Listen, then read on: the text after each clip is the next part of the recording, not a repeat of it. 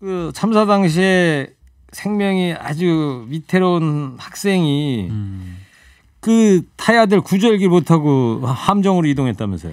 이 단원고 학생 임경빈 군이 바다에 위에서 발견이 됐었다라고 합니다. 예.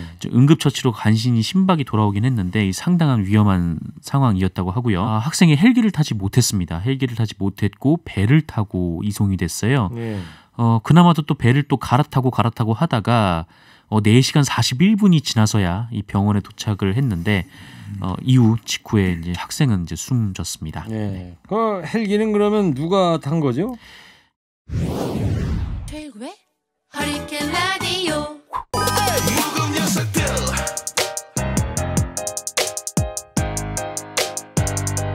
묵은 녀석들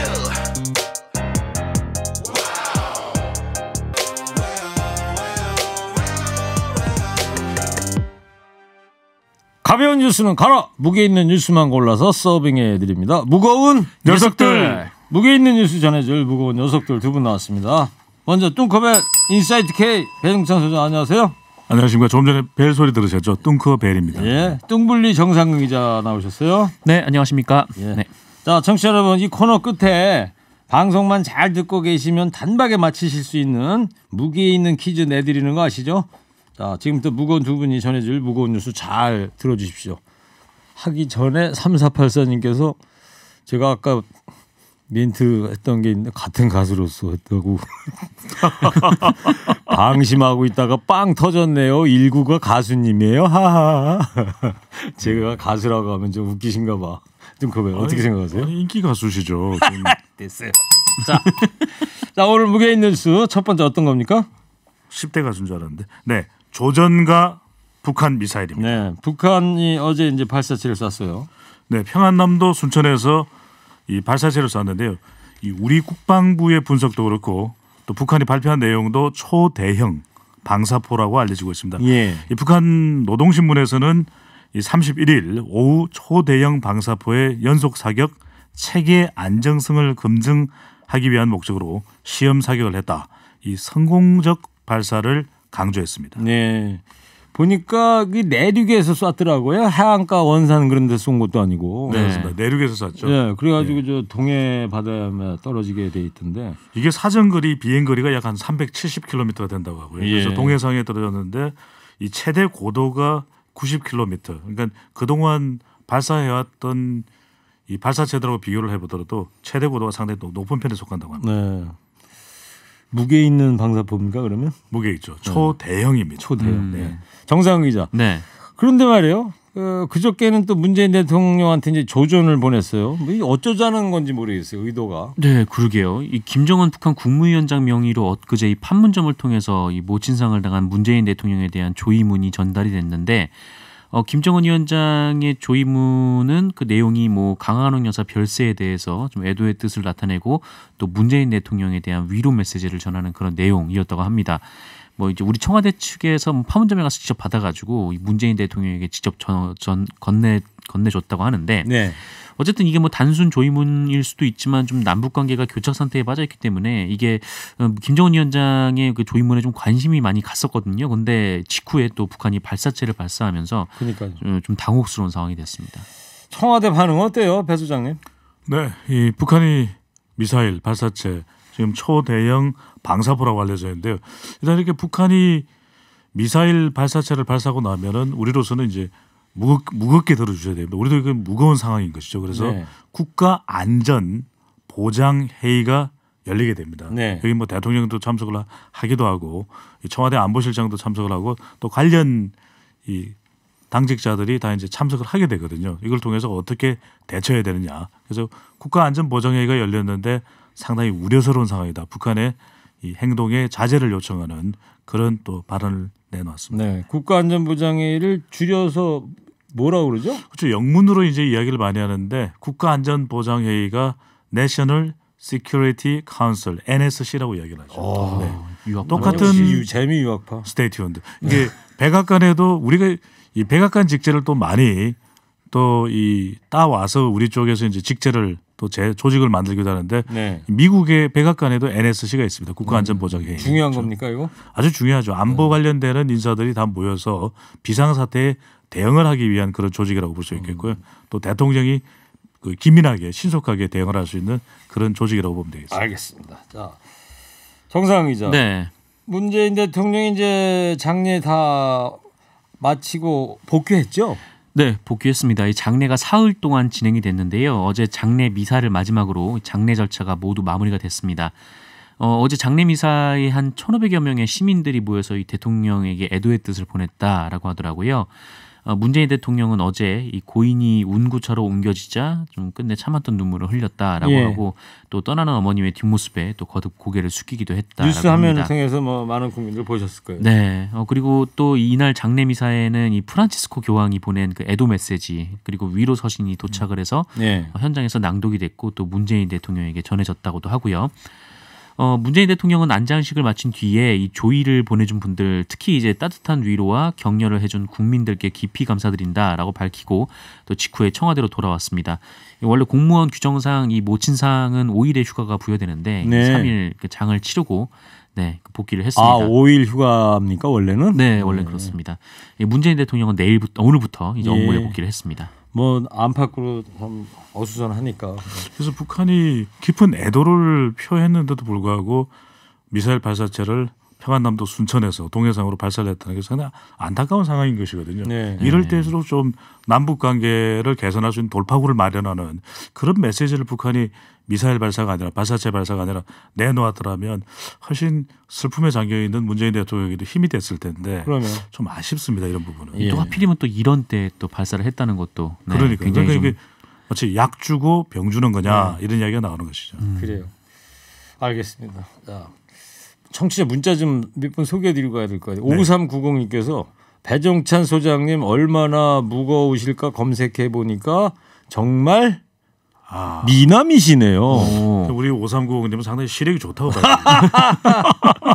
이정식 청취자께서는 배종찬 소장님 스트라이프 청색 셔츠가 진한 가을 내음 풍겨주네요. 늘 네. 멋지고 실속 있는 무게감 있는 뉴스 해설에 감사합니다. 인천 주방장 올림 이렇게 했어요. 감사합니다. 네. 아, 유튜브로 보시고 계신가 봐요. 근데 제일고객께서는 우리 이 문자를 보내주신 청취자와는 다르게 마치 지금 잔디 뚱커벨이 빠삐용 같다 네. 이런 말씀이시고요. 빠삐용 제수복 같기도 하고. 색다른 문자도 왔어요. 네. 뚱커벨님 어제 텔레비전에서 봤는데 너무 귀여웠어요. 아 정말 정상근 기자와 저하고 공통점은 둘 다 귀요미라는 거. 네? 저를 왜 엮고 들어가세요? 아, 귀여운 건 좀 아닌 것 같고요. 네. 네. 청취자 여러분, 저 정상근 기자, 뚱블리 기자한테도 문자 좀 보내주시면 소개해드릴게요. 너무 귀여워요. 네. 아유, 그렇습니다. 네, 무거운 에밀레 종소리. 두 번째 무게 있는 뉴스 뭐예요? 네, 이 세월호 구조 헬기에 엉뚱한 사람들이 탔다. 네. 정말 있습니다. 어제 이 뉴스 보고 참 놀랐는데 그 참사 당시에 생명이 아주 위태로운 학생이 그 타야 될 구조 헬기 못 타고 함정으로 이동했다면서요? 네, 이 사회적 참사 특별조사위원회가 이 세월호 참사 당시 이 구조 수색에 대한 중간 조사 결과를 발표를 했었는데. 이에 따르면 이거 세월호 참사 당일 그러니까 2014년 4월 16일 오후 5시 24분께 이 단원고 학생 임경빈 군이 바다에 위에서 발견이 됐었다라고 합니다. 예. 응급처치로 간신히 심박이 돌아오긴 했는데 이 상당한 위험한 상황이었다고 하고요. 근데 만약에 이 헬기가 와서 싣고 갔다면 이 불과 20분이면 병원으로 옮겨질 수 있었던 상황이었는데 네. 학생이 헬기를 타지 못했습니다. 헬기를 타지 못했고 배를 타고 이송이 됐어요. 예. 그나마도 또 배를 또 갈아타고 하다가 4시간 41분이 지나서야 이 병원에 도착을 했는데 이후 직후에 이제 학생은 이제 숨졌습니다. 예. 그 헬기는 그러면 누가 탄 거죠?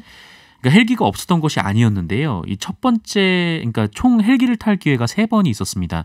근데 첫 번째는 이제 119 구조 헬기가 온 것으로 지금 알려지고 있는데 예. 이 구조 헬기가 도착을 하자 이 당시 함정에서 그러니까 그 익수자가 있던 함정에서 그 익수자를 다른 배로 옮기라라는 지시를 내렸다고 해요. 그래서 그 구조 헬기가 돌아가게 됐고요. 예. 배에도 내리지 못했고요. 예.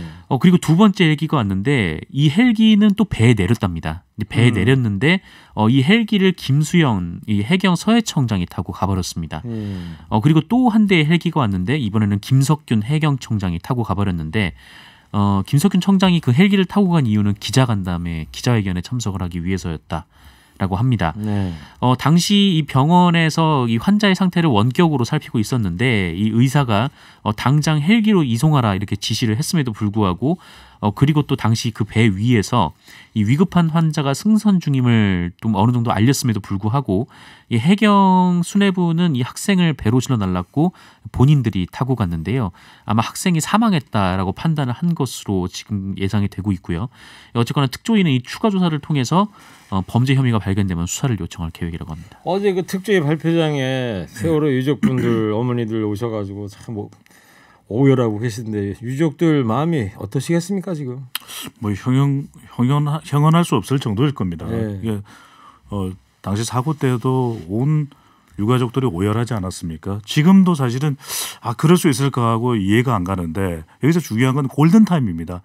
그러니까 이국종 교수도 계속해서 이 닥터헬기를 이야기하는 것이 빠른 시간에 해야만 생명이 조치가 가능한 그렇죠. 거 아니겠습니까? 예. 그럼에도 불구하고 그것을 국민의 생명을 최우선시하지 않았다라는 것. 또 하나 중요한 것이 이럴 때 어떻게 행동해야 되는 이 재난 현장에서의 컨트롤 타워가 없었다는 점 다시 한 번 더 우리가 돌아볼 수 있는 그런 상황이었는데 이 유가족들은 전면 재수사를 해야 된다. 네. 이 발표회장에서 피켓을 들고 도저히 받아들일 수가 없다. 전면 재수사라고 하는 것을 다시 한 번 더 강조했습니다. 정상훈 기자님. 네. 어제 또 보니까 사상 최대 구조작전 그때 당시에 나왔었는데 네네. 이게 다 거짓말했다면서요? 네, 그 임경빈 군이 이제 발견된 곳에 관한 이제 서류, 그러니까 검안 보고서가 두 건이 있었다라고 하더라고요. 이제 한 건은 세월호에서 100m 이내에서 발견이 됐다라는 거고, 이 또 하나는 10km 외곽이었다라는 겁니다. 뭐 심지어 이제 만약에 이제 100m 이내에서 발견이 됐는데 이 늦게 발견한 것을 은폐하기 위해서 좀 10km 외곽으로 재기재한 거 아니냐, 지금 이런 의혹까지 좀 불거지고 있는 상황인데, 이 만약에 100m 이내에서 발견을 했으면은 이 참사 당일에, 그러니까 배가 오전 9시 정도부터 이제 기울었는데 네. 그런데 오후 5시 반 정도나 돼서야 이 학생을 발견했다는 게 좀 믿겨지지가 않잖아요. 이게 불과 금방 이제 100m 수준인데. 네.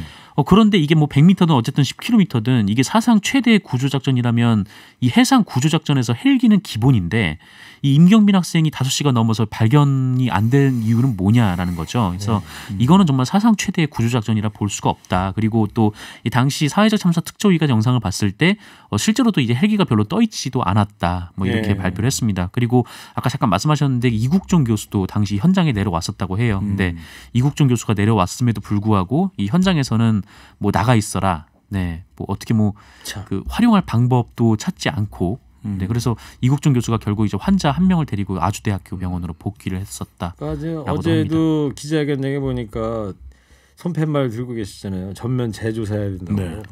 네. 정말 그게 필요해 보입니다.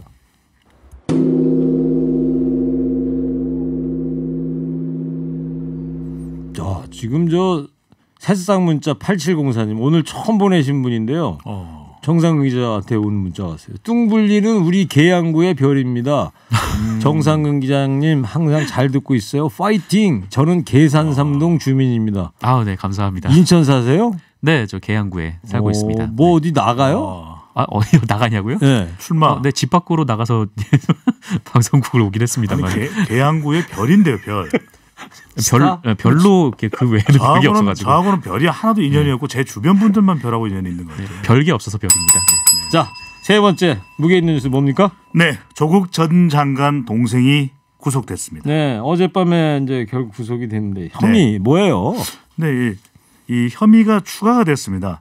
그러니까 조국 전 법무부 장관의 동생인데요. 이 강제 집행 면탈 및 범인 도피 교사 혐의가 이제 추가돼서 31일 구속 수감이 됐습니다. 조금 법률 용어라서 어렵긴 한데요. 네. 강제 집행 이 면탈이 뭐냐면은 이 강제 집행을 면할 목적으로 재산을 은닉, 손괴 또는 허위 양도 또는 허위 여기 채무를 부담해서 채권자를 이제 해야 하는 손해를 입히는 그런 형법상의 범죄가 되는데 왜냐하면 위장 소송을 했다라는 겁니다. 위장 소송. 네네. 캠코의 강제 집행을 피하기 위해서 자산관리공사요? 공사를 하고 학교 쪽에 이제 채무가 생기도록 그런 허위 소송을 통해서 결국 캠코의 강제 집행을 면탈한 것 아니냐 이런 것 혐의를 받고 있고 또 하나는 이제 범인 도피 교사 혐의. 이거는 왜냐하면 이제 채용 비리 관련해서 브로커가 해외로 도피할 수 있도록 그렇게 교사한 거 아니냐 혐의를 받고 있는 것이죠. 정상훈 기자. 예. 조국 전 장관 부인 정경심 교수 구속 기한도 연장이 됐어요. 네, 서울중앙지검에서 법원 허가를 받아서 이 정경심 교수의 구속 기간을 열흘 더 연장을 했습니다. 지난 23일 밤 구속영장이 발부가 됐는데 이 형사소송법상 검찰은 이 피의자를 구속을 하면 10일 안에 기소를 해야 하거든요. 예. 근데 기소를 못할 경우 이 법원이 허가하는 조건 하에 10일 이내 범위에서 또 한 차례 구속 기간을 연장을 할 수가 있습니다. 네. 배 소장님 네. 이번 전으로 조국 장관도 소환될 거다 이런 말이 나오긴 했는데 근데 네. 뭐 벌써 이제 내일이면 주말인데요. 시간이 상당히 빠른데 우리에겐 빠른 시간이지만 조국 전 장관에게 너무나 긴 시간일 겁니다. 네. 지금 가족들 오촌 조카까지 포함하면 세 사람이 구속이 된 것이거든요. 자 부인도 구속이 됐죠. 그리고 동생까지 구속이 됐는데 조 장관 동생, 네, 동생까지 오천 구속이 조카 뭐 됐는데 이렇게. 지금 이제 동생까지 구속이 되는데 검찰 수사는 집중이 돼 있었기 때문에 이번 주에 아마 이 조국 전 장관을 소환하기가 쉽지 않았었거든요. 네. 그리고 이제 이 건강상의 문제로 정경심 교수도 검찰 또 추가 수사에 응하지는 못했거든요. 응하지는 못했기 때문에 이제 다음 주 정도나 가야 구체적으로 언제쯤 조국 전 장관을 소환할 것이다. 그러니까 관련된 수사를 좀 더 해놓고 나서 소환이 돼야지 자칫 잘못하면 역풍이 불 수 있거든요. 예. 바로 이 부분 때문에 검찰이 조금 더 시간적으로 미루는 이유로 보입니다. 정상훈 기자 네. 어제 말이에요 또 현직 검사가 조국 전 장관에 대한 내사가 있었을 것이다 이런 말을 해가지고 논란이 되지 않았어요? 네, 맞습니다. 그 유시민 노무현재단 이사장이 이 검찰이 아마 조국 전 장관을 그 임명 즈음해서 내사를 했을 것이다 이렇게 주장을 했었는데 대검찰청이 이를 부인을 했었거든요. 예. 그런데 이 진해원 대구지검 부부장 검사가 엊그제 밤에 자신의 페이스북을 통해서 이 검찰이 조국 전 법무부 장관을 내사하지 않았다고 보기 어렵다. 그러니까 내사를 한 것으로 보인다라는 글을 올렸습니다.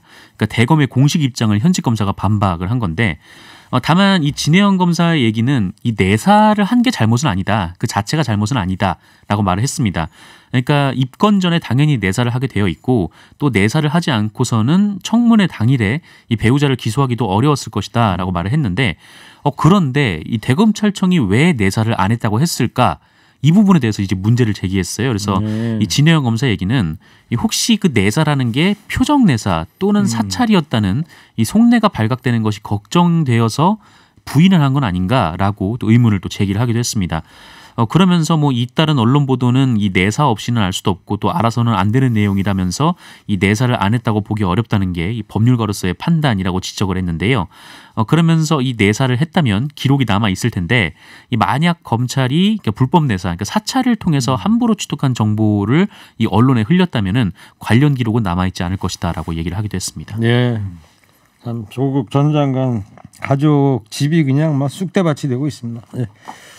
자 이제 방송만 잘 듣고 계시기만 했어도 금방 맞히실 수 있는 무게 있는 퀴즈 청취자 여러분께 내드릴게요.